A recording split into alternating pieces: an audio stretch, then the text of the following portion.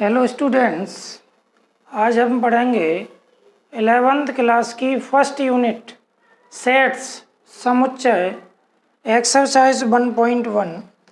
पिछले वीडियो में एक्सरसाइज 1.1 के 3 प्रश्न सॉल्व किए थे। अब क्वेश्चन नंबर 4 सॉल्व करते हैं। निम्नलिखित समुच्चयों को समुच्चय निर्माण रूप में लिखिए। सेट बिल्डर फॉर्म में लिखना है, तो इसका फर्स्ट पार्ट है, इसको ए मान लेते हैं। माना ए इक्वल 3, 6, 9, 12। एक समुच्चय दिया है, सेट दिया है 3, 6, 9, 12, इसको ए मान लिया। लेट ए इक्वल, अब इसको समुच्चय निर्माण रूप में लिखना है, सेट बिल्डर फॉर्म में लिखना है। तो समुच्चय निर्माण रूप में समुच्चय के अंदर जो अवयव होते हैं उसके उभयनिष्ठ गुणधर्म को लिखा जाता है, कॉमन प्रॉपर्टी लिखी जाती है। तो इनका उभयनिष्ठ गुणधर्म देखते हैं क्या होगा। 3 इक्वल होता है 3 × 1, 6 इक्वल होता है 3 × 2, 9 इक्वल 3 × 3 और 12 इक्वल 3 × 4। अब उभयनिष्ठ गुणधर्म ये है कि सब में आगे 3 आ रहा है, तो देखो कैसे लिखेंगे। ए इक्वल हल x such that x equal 3, सभी में 3 है।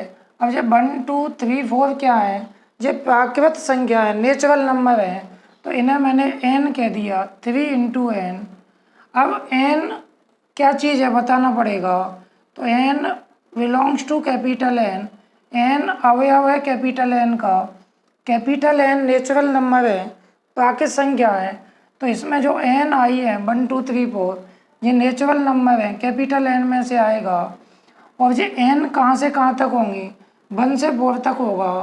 तो n लेस देन और इक्वल 4, n छोटा है या बराबर है 4 से, या तो 4 के बराबर है या 4 से छोटा है, और बड़ा है बराबर है ग्रेटर देन और इक्वल 1, माने 1 भी है इक्वल 4 भी है, 4 से छोटा है और 1 से बड़ा है। इस तरह से सॉल्व हो गया। सेकंड पार्ट सॉल्व करते हैं।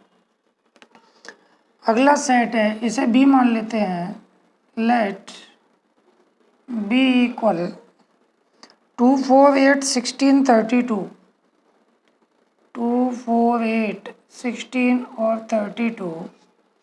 इसी तरह ये होगा, 2 को क्या लिखेंगे 2 × 1, 4 को लिखेंगे 2 × 2, 8 को लिखेंगे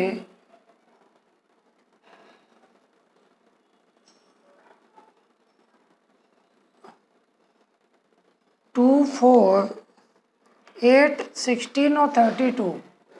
तो 2 × 1, 4 को 2 × 2 और 8 को क्या लिखा जाएगा, ऐसे नहीं लिखेंगे, दूसरा गुणधर्म आएगा। इस तरह से नहीं आ रहा, क्योंकि 2 × 3 6 हो जाएगा। तो फिर क्या करेंगे, 2 है तो 2 को लिखेंगे 2 × 1, 2 आएगा। 4 को लिखेंगे 2 × 2, 8 को लिखेंगे 2 का क्यूब, 16 को लिखेंगे 2 × 4 और 32 को लिखेंगे 2 × 5। पावर में लिखेंगे तब आएगा। 2 की पावर 1 2 होता है, 2 की पावर 2 4 होता है, 2 की पावर 3 मीन्स 2 × 2 × 2 8 आएगा, 2 × 4 मीन्स 16 आएगा, 2 × 5 माने 2 का 5 बार इंटू करेंगे 32 आएगा। तो आप देखो सबका आधार समान है 2, तो इसकी कॉमन प्रॉपर्टी है हल b equal x such that x equal 2 × the power, अब पावर 1 2 3 4 5, तो 1 2 3 4 5 प्राकृत संख्या होती है, नेचुरल नंबर होती है, तो n लिख दिया। अब बताना पड़ेगा n क्या है, तो n बिलोंग्स टू n का मतलब है कि जो स्मॉल n है वो कैपिटल एन माने प्राकृत संख्याओं में से ली गई हैं। प्राकृत संख्याएं कहाँ तक चलेंगी? 5 तक चलेंगी। तो एन या तो 5 से छोटा होगा, 5 से छोटे में 1 2 3 4 आएंगे, 5 के इक्वल में 5 आ जाएगा, और बड़ा होगा, बराबर होगा 1 के, 1 के बराबर है और 1 से बड़ा है। तो प्राकृत संख्या है 1 है, 5 है और 1 और 5 के बीच में है। तो इस तरह से सेकंड हो गया। थर्ड सॉल्व करते हैं। 5 25, इसको सी मान लेते हैं। सी इक्वल 5 25 125 625। इसका उभयनिष्ठ गुणधर्म देखेंगे। 5 को लिखेंगे 5 टू दी पावर 1, 25 को लिखेंगे 5 का स्क्वायर, 5 इंटू 5 25 होता है। 125 को लिखेंगे 5 का क्यूब, 5 का 3 बार गुणा करोगे तो 125 आएगा। और 625 को लिखोगे 5 to the power 4, 5 into 5 into 5 into 5। अब आप देखो इसका उभयनिष्ठ गुणधर्म क्या होगा। C equal X such that x equal, सबका आधार 5 है, बेस तो 5 रहेगा। अब घात 1 की 2 की 3 की 4 की क्या लगाएं? तो n लगा ली। n क्या चीज़ है? प्राकृत संख्या है। n बिलोंग्स टू n, और प्राकृत संख्याएं कहाँ तक चलेंगी? n less than or equal 4, greater than इधर का ना लिखो तो कोई दिक्कत नहीं है, क्योंकि प्राकृत संख्या 1 से स्टार्ट होती हैं, और लिखना चाहो तो लिख लो ग्रेटर देन आर इक्वल 1। यदि इसमें इस पोर्शन को ना भी लिखें तो कोई दिक्कत नहीं है, क्योंकि प्राकृत संख्याएं 4 है और 4 से छोटी है तो स्टार्ट 1 से होती है। तो इसको यदि मैं हटा भी दूँ तो कोई दिक्कत नहीं है, केवल इतना भी लिख सकते हैं, क्योंकि इधर आपको बताने की ज़रूरत नहीं है। प्राकृत संख्या 4 है और 4 से छोटी है, लेकिन 4 से छोटी प्राकृत संख्या कहाँ तक होंगी? 1 तक ही तो चलेंगी, 0 थोड़ी आएगा इसमें, 1 से छोटी नहीं आएगी। तो केवल इतना भी लिख सकते हैं। इसके बाद और ग्रेटर देन और इक्वल 1 लिख दो तो भी सही है। इसके बाद फोर्थ पार्ट आता है, इसको डी मान लेते हैं। Let D equal 2 4 6 dot dot dot. अब इनका उभयनिष्ठ गुणधर्म देखो, ये क्या चीज़ है? ये समप्राकृत संख्या है, इवन नेचुरल नंबर है। तो इसका हल लिखेंगे D equal X such that X एक समप्राकृत संख्या है।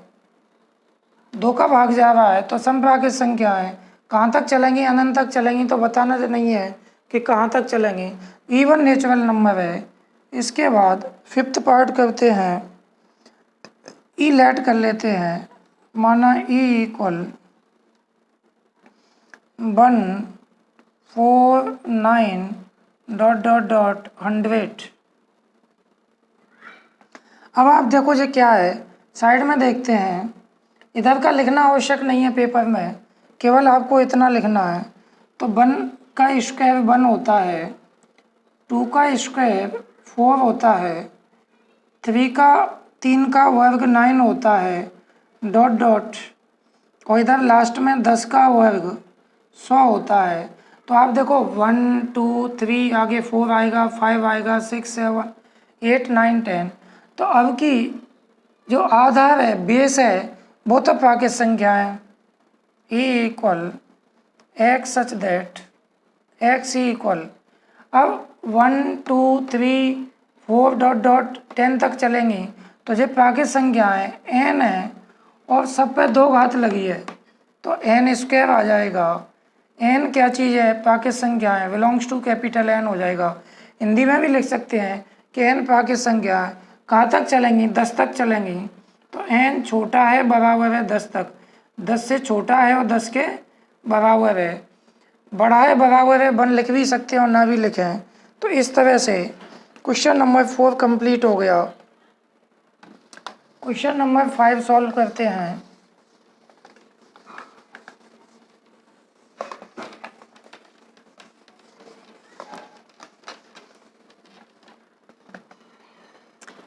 फिफ्थ वाले प्रश्न में निम्नलिखित समुच्चयों के सभी अवयवों को सूचीबद्ध कीजिए।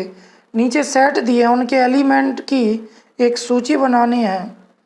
तो फिफ्थ का फर्स्ट है A equal X such that X एक विषम प्राकृत संख्या है,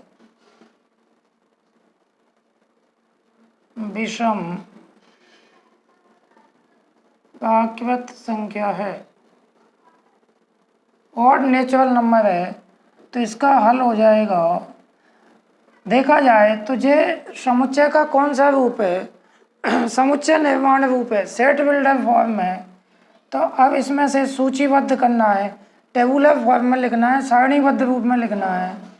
तो विषम प्राकृत संख्या आएंगी 1 3 5 7 डॉट डॉट डॉट डॉट, कहाँ तक चलेंगी पता नहीं है, तो अनंत तक चलेंगी। तो ये इसका आंसर हो गया। सेकंड वाला पार्ट है बी इक्वल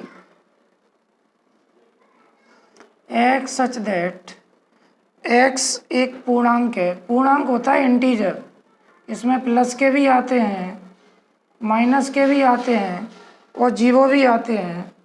एक्स छोटा है 9/2 से, लेस देन 9/2, और बड़ा है -1/2 से। थोड़ा सा आगे बढ़ा लेते हैं हल। B equal X such that X एक पूर्णांक है और x इसमें भाग देंगे तो 4.5 आएगा और इसमें भाग देंगे तो -0.5 आएगा। अब आपको 4.5 और -0.5 के बीच के पूर्णांक लिखने हैं, इंटीजर लिखने हैं। तो आप देखो ये 0 है, ये -1 है, ये 1 है, ये 2 है, ये 3 है, ये 4 है और ये 5 है। ये आपका 4.5 आएगा यहाँ पर, और यहाँ पर आएगा आपका -0.5। अब इनके बीच के पूर्णांक लिखने हैं, तो बीच के पूर्णांक देख लो कहाँ से आएंगे, 0 1 2 3 4 आएगा। तो इसमें आ जाएगा 0 1 2 3 4। 4.5 से छोटा लिखना है तो 4 3 2 1 0 आएगा, लेकिन -0.5 से बड़ा है तो -0.5 से बड़ा पूर्णांक 0 होगा। इस तरह से ये आपका आंसर हो गया। इसके बाद थर्ड पार्ट है इसका। थर्ड में C equal X such that X एक पूर्णांक है, इंटीजर है, comma X square less than और इक्वल 4। तो x ऐसा पूर्णांक है कि उसका वर्ग करें तो या तो 4 के बराबर आ जाए या 4 से छोटा आ जाए। तो साइड में देख लेते हैं, ऐसे पूर्णांक क्या होते हैं, पूर्णांक -3 -2 -1 0, इधर माइनस अनंत तक चलेंगे, 1 2 3 4 डॉट डॉट डॉट, इधर अनंत तक चलेंगे। तो इनमें से वो पूर्णांक लेने हैं जिनका वर्ग या तो 4 से छोटा हो या 4 के बराबर हो। तो देखो -3 का वर्ग करें तो -3 का वर्ग 9 होगा, और 9 न तो 4 से छोटा है न 4 के बराबर है, तो ये नहीं आएगा। -2 लें तो -2 का वर्ग प्लस के 4 आएगा, तो ये 4 के इक्वल है, तो इसमें आपका -2 आएगा। क्यों आ रहा है -2? क्योंकि -2 का वर्ग करोगे तो 4 आएगा, और 4 के बराबर है, या तो बराबर हो या छोटा हो। अब -1 ले लें तो -1 का वर्ग +1 होगा, और 1 छोटा है 4 से, सही बात है, -1 आएगा। 0 लें और 0 का वर्ग करें, 0 आएगा, और 0 भी 4 से छोटा है तो 0 आ जाएगा। अब आप 1 लोगे तो 1 का वर्ग 1 होगा, और ये भी 4 से छोटा है तो 1 आएगा। 2 लें तो 2 का वर्ग 4 होगा, ये 4 के बराबर है तो 2 आएगा। 3 लें तो 3 का वर्ग 9 होगा, और ये 4 से छोटा नहीं है बल्कि ये 4 से बड़ा है, तो ये अंक आएंगे।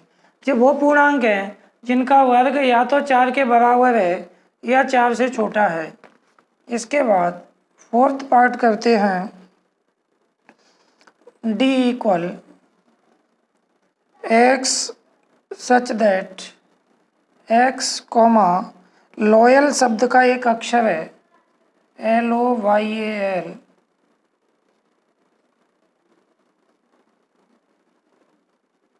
एक अक्षर है। लॉयल वर्ड का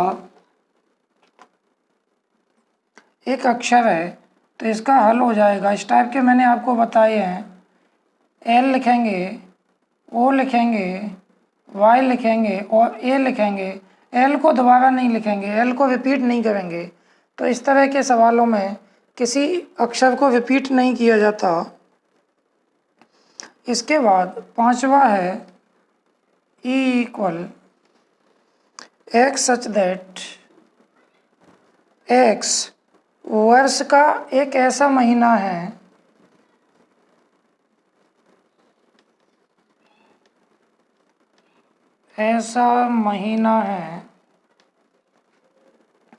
जिसमें 31 दिन नहीं होते,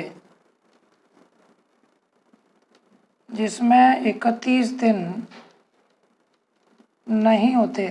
तो इसमें आपको ऐसे मंथ्स लिखने हैं जिनमें 31 डेज नहीं होते। तो देख लेते हैं। ऐसे जनवरी 31 दिन की होती है, फरवरी 28 या 29 की होती है। तो 31 दिन फरवरी में नहीं होते तो इसमें फरवरी आएगा। इसके बाद मार्च 31 का होता है, अप्रैल 30 तो अप्रैल आएगा। मई 31 होता है, जून 30 होता है तो इसमें जून आएगा। वो महीने लिखने हैं जो 31 दिन के नहीं होते। तो जून आ गया, अप्रैल आ गया, फरवरी आ गया। ये जनवरी 31 वाले हट जाएंगे। जून के बाद जुलाई 31 का होता है तो ये भी हट जाएगा। अगस्त ये भी 31 का होता है, ये भी हट जाएगा। सितंबर आएगा, सितंबर ये 30 का होता है तो जून के बाद सितंबर आएगा। इसके बाद अक्टूबर 31 का होता है तो ये नहीं आएगा। नवंबर आएगा, 30 का होता है, नवंबर आएगा। और दिसंबर फिर 31 का हो जाएगा, ये नहीं आएगा। तो 31 वाले नहीं आएंगे, केवल 30 वाले आएंगे। तो फरवरी, अप्रैल, जून, सितंबर और नवंबर आएंगे। इसके बाद अगला पार्ट है F। X such that x अंग्रेजी वर्णमाला का एक व्यंजन है। एक्स सच दैट एक्स अंग्रेजी वर्णमाला का एक व्यंजन, व्यंजन माने कंसोनेंट, व्यंजन है जो के से पहले आता है, जो के से पहले आता है। तो वो व्यंजन लिखने हैं, वो कंसोनेंट लिखने हैं जो के से पहले आते हैं। तो देखो ए नहीं आएगा क्योंकि ए व्यंजन नहीं है, स्वर है। तो बी आएगा, सी आएगा, डी आएगा। ई नहीं आएगा क्योंकि ई स्वर है। एफ आएगा, जी आएगा, एच आएगा, आई नहीं आएगा, स्वर है। जे आएगा और के से पहले आना है तो बस इतने ही आएंगे, बी, सी, डी, एफ, जी, एच और जे। इस तरह से क्वेश्चन नंबर 5 कंप्लीट हो गया। नेक्स्ट क्वेश्चन, लास्ट क्वेश्चन है एक्सरसाइज का। क्वेश्चन नंबर 6 सॉल्व करेंगे।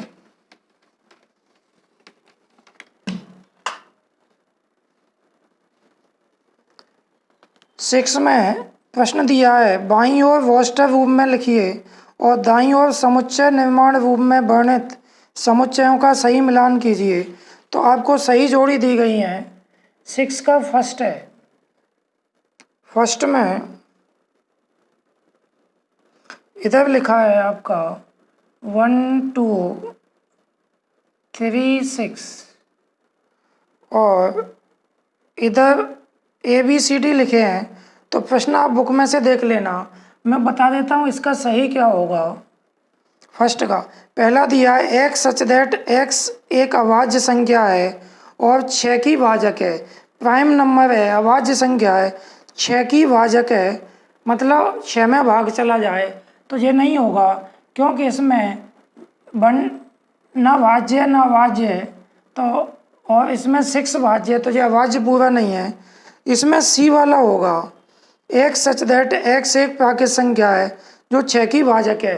ये प्राकृत संख्या है, नेचुरल नंबर है, 6 की भाजक है, डिवाइजर है 6 का, तो इनका 6 में भाग चला जाएगा, 6 में इन सब का भाग जाता है, तो इसका सी वाला ऑप्शन सही होगा।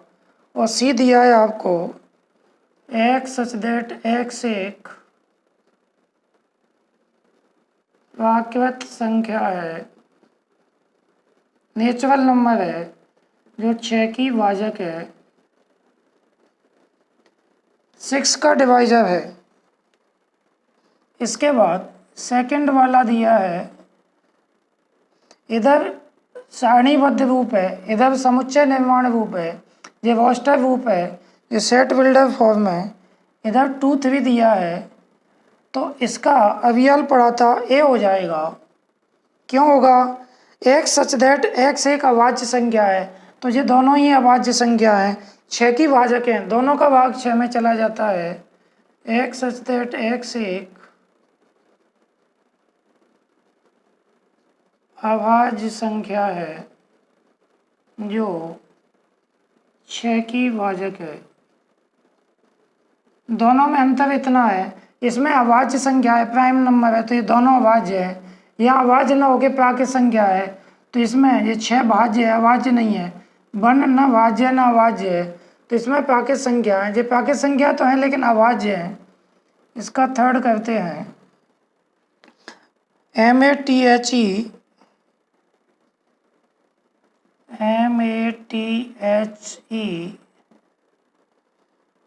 ICS, तो इसका डी ऑप्शन होगा, x such that x mathematics शब्द का एक अक्षर है,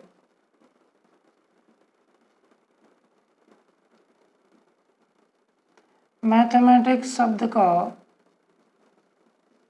एक अक्षर है। तो देखो मैथमेटिक्स में एम आ गया, ए आ गया, THE आ गया, एम डबल नहीं लेंगे, इसमें ए डबल नहीं लेंगे, टी डबल नहीं लेंगे, आई आएगा, सी आएगा और एस आएगा, किसी को भी डबल नहीं लिया। फोर्थ पार्ट है इसका 13579, तो इसका आपका बच गया, बी वाला ऑप्शन बच गया, एक्स सच दैट एक्स संख्या 10 से कम एक विषम प्राकृत संख्या है। एक्स संख्या 10 से कम एक विषम प्राकृत संख्या है। ऑड नेचुरल नंबर है, लेस देन 10, तो देख लो 10 से कम विषम प्राकृत संख्या है। इस तरह से एक्सरसाइज 1.1 कंप्लीट हो गई। वीडियो को पॉज करके और नोट्स बनाएं। यदि कोई प्रश्न समझ में नहीं आता तो मुझे मेरे व्हाट्सएप नंबर पर पूछ लें, नेक्स्ट वीडियो में आपकी समस्या का समाधान कर दिया जाएगा। और विशेष सूचना ये है कि आज का वीडियो अगले 24 घंटे के अंदर आपको देखना है, जिससे आप अपनी समस्या मुझे बता पाओगे, तो नेक्स्ट वीडियो में मैं आपकी समस्या का समाधान कर पाऊँगा। धन्यवाद।